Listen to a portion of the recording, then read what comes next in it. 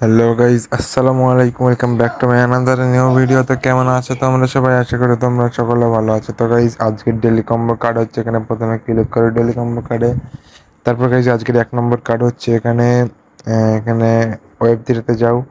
Web 3 থেকে এখানে প্রথমে দেখতে পাচ্ছ দ্বিতীয় নম্বরে ওরাকেল, ঠিক আছে। 2 নম্বরে 1 নম্বর হচ্ছে এইটা দেখতে পাচ্ছ। 1 নম্বর কমপ্লিট। 2 নম্বর হচ্ছে এখানে লিগালে যাও। লিগালে গিয়ে এখানে একটু উপরে তুলো, এখানে দেখতে পাবে লাইসেন্স নাইজেরিয়া, ঠিক আছে।